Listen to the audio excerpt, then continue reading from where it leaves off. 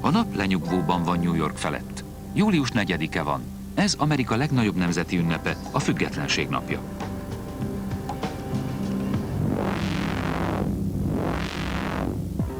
A levegőben szinte kézzel tapintható a feszültség.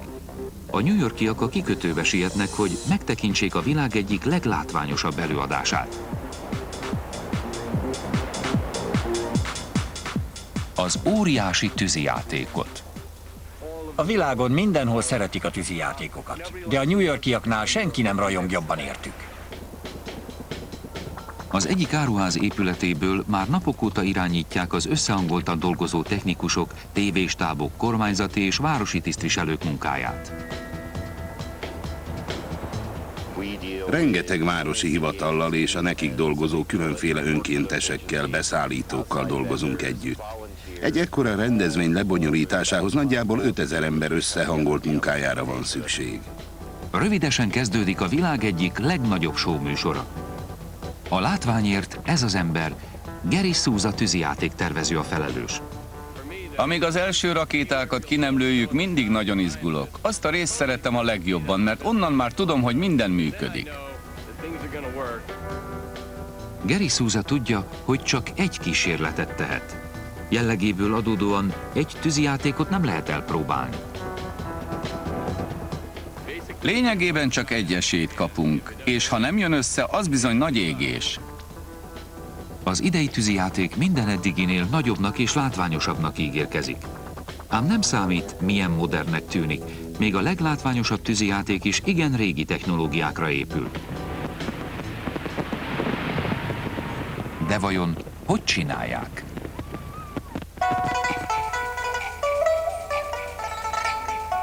A tűzijáték története a világ másik felén kezdődött.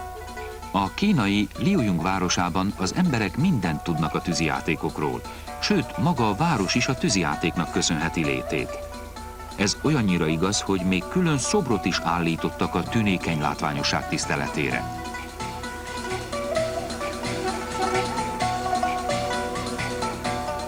Liuyong legnagyobb tűzijáték előállítója a Black Cat vállalat. A gyár évről évre megszámlálhatatlan nevű és formájú tűzijátékpetárdát és rakétát állít elő. Ám a modern termékeket ma is a legősibb technológiák alkalmazásával állítják elő, amelyeket a kínaiak 2000 éve fejlesztettek ki itt, a Liuyongot körülvevő hegyekben. Napjainkban még mindig itt állítják elő a tűzijátékhoz szükséges anyagokat, máshol túlságosan veszélyes volna. Meg is mutatjuk miért. Ez itt maga az alapanyag, az úgynevezett fekete por, ami szénből, kémből és káliumnitrátból áll. Ezek az anyagok már önmagukban is igen veszélyesek, ám ha összekeverik őket, ezt nézzék meg.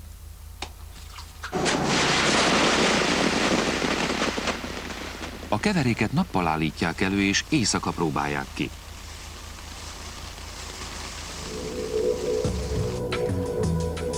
A fekete port 2000 évvel ezelőtt fejlesztették ki. Elég egyetlen égő gyufa, és íme az eredmény.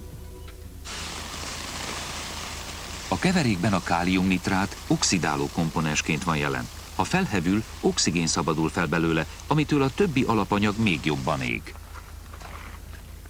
Ám a régi kínai alkimisták hamar rájöttek, hogy a fekete pornak van még egy érdekes tulajdonsága. Ha egy lezárt térben, mondjuk egy csőben gyújtják meg, óriásit robban. A pirotechnikusok ezt nevezik robbanótöltetnek.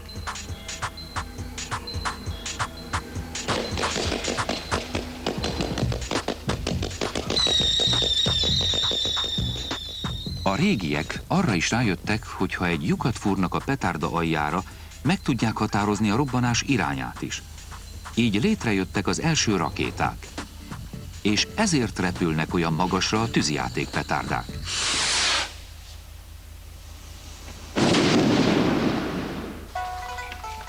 Nappal persze tovább folytatódik a gyártás.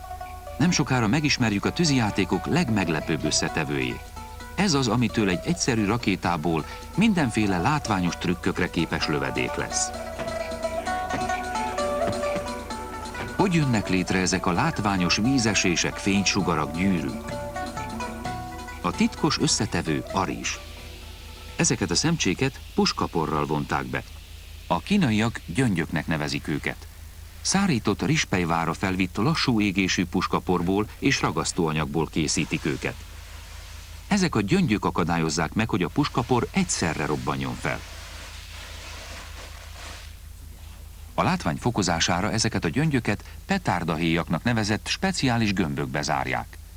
A különböző színek előállításához különféle ásványi adalékanyagokat alkalmaznak. Stronciumot a vöröshöz, báriumot a zöldhöz.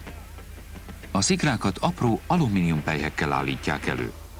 Az egyes tölteteket gyújtózsinórral kapcsolják össze a főtöltettel. Aztán begyújtják a rakétákat, és rögtön indulhat is a látványos láncreakció. Az egyes rizsgyöngyöket a mellettük lévő gyöngyök berobbanása lobbantja lángra. Nem számít, mennyire bonyolult. A világ minden tűzijátéka ugyanerre a láncreakcióra épül. Legfeljebb kicsit több rizst és különféle héjakat használnak hozzá. Július 4-e Manhattan. Ahogy a nap lenyugszik, úgy fokozódik a nézők izgalma. Indulhat a buli. Az irányítóközpontban megindul a visszaszámlálás. Néhány másodperc múlva a tűzszerészek ragyogó fénybe öltöztetik a város egét.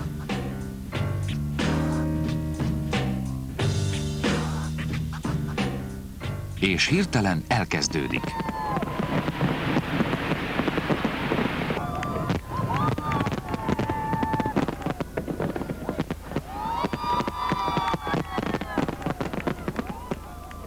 Ezer lövedék pár perces sűrűséggel. A tűzszerészek rövid időn belül 40 000 tonna robbanóanyagot küldenek fel az égre. A látvány önmagáért beszél.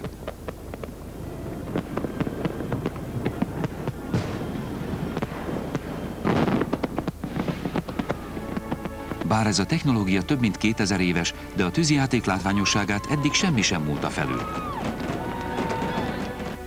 Imádom a tűzijátékokat. Van bennük valami varázslatos.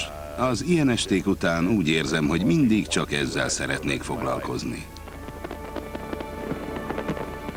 Gyönyörű látvány. És csak egy kis kémia, pár marék rizs és egy egyszerű láncreakció kell hozzá. Július 4-én Gary Souzának és csapatának, no meg a 2000 éves kínai technológiának hála, New York teljes fényárban ünnepelheti a függetlenség napját.